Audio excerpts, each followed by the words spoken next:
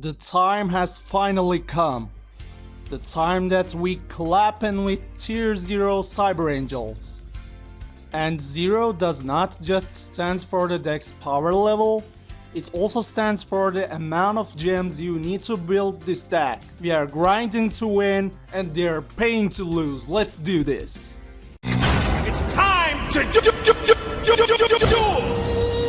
Alright, it's been a lot of time since I have been using Cyber Angels, and oh boy, I really missed them. This is going to be a complete guide on how to play Cyber Angels, so get ready for it. So how you are going to use this deck? Main synergy with this deck is that normally ritual summons are very costly, since you will need at least 3 cards. One of them being the ritual monster, one of them being the ritual spell, and at least one monster that you want to tribute for the cost of your ritual summon. And as you know, most of the competitive ritual decks break that rule by using monsters from your graveyard and your deck as tributes. One of the perfect example of that is Vendread, but that's whole another topic, so we will talk about that later. In this deck, we consistently tribute MTHan to summon MTHan by using our ritual spell, Machine Angel Ritual or Machine Angel Absolute Ritual. After you do so, you get to search a Light Fairy monster due to the effect of MTHan, and you search for a ritual spell due to the effect of MTHan. And the best part is that this is not just once per turn, so you can continue doing it as long as you have the resources. You tribute, you search,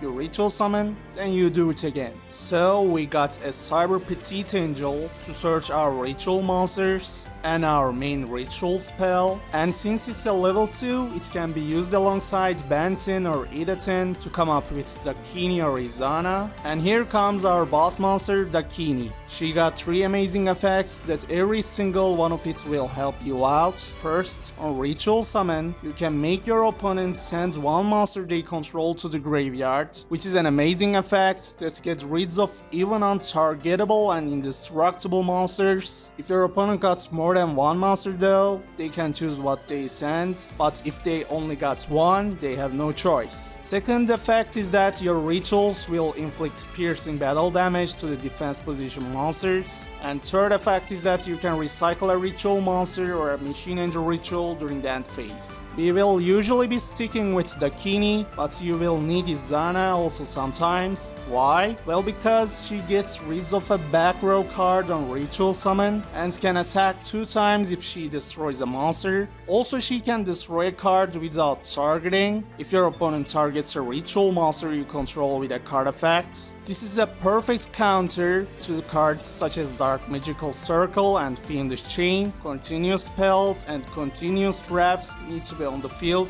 to activate their effects, as you know. They activate their effects by targeting your card, so you shuffle a ritual monster from your grave back into your deck, and you select a card that is Fiendish Chain or Circle. Because that this effect will be chain linked too, Circle will be get destroyed before banishing your card, and Chain will get destroyed before it negates your monster. So we got Master of Rites too. This spell card activates at the start of the duel, making your rituals untargetable and destructible by monster effects. So no number 70, no Cyber/RP, as long as this remains on the field. But Harpies easily get rid of your back row, so how are you going to defeat them if they get rid of your ritual cage? Well, we got this card. If you tribute him for the cost of a ritual summon, your ritual monster becomes completely untargetable by your opponent's card effects, which is insane. No Berserkion, no Tragerous, no Karma Cut, and so. So hopefully you can draw this card at the times you need.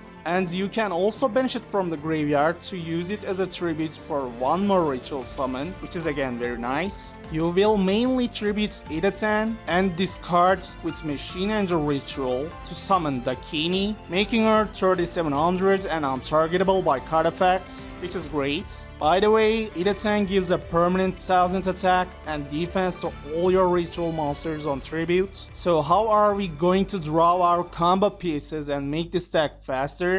Well, we got Merciful Machine Angel. Tribute a Cyber Angel from your hand or field, draw 2 cards and return 1 back to the bottom of your deck. And also after you do that, you cannot touch to your extra deck for the rest of that turn. Perfect card to tribute with Merciful Machine Angel is Benton. Because on tribute, she will be searching a monster from your deck, so it becomes like you didn't even return a card from your hand back into your deck. And finally, last few things that I would like to mention is that we also got Absolute Ritual, and you have to be tributing the exact level of the ritual monster you want to ritual summon. But benefit of using this card is that you can shuffle light fairy monsters from your grave to your deck as tribute. Also, Machine Angel Ritual can bench itself from the graveyard to protect your monsters. We got Monster Reborn because why not? You can summon a monster that is in the graveyard, but be careful that if you are going to summon your ritual monsters from your graveyard, it has to be properly summoned, meaning that you must have ritual summoned it first so that you can return it back from the graveyard.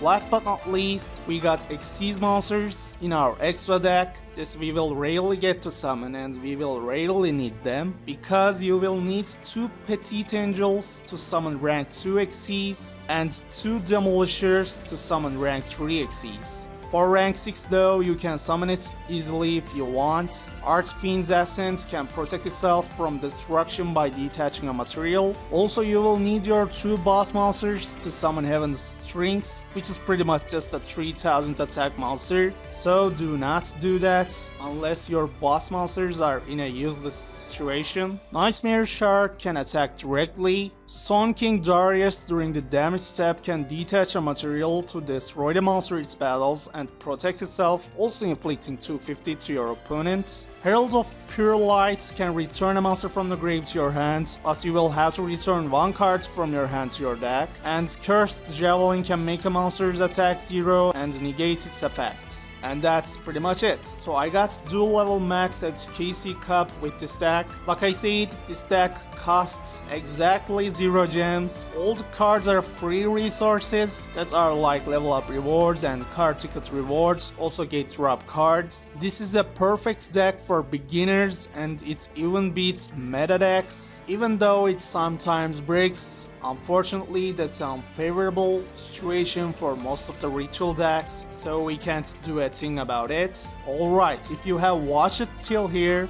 thank you so much for it, and you can check out replays for more information about how the cards work and see the deck in action. As always, thanks for watching and see you soon.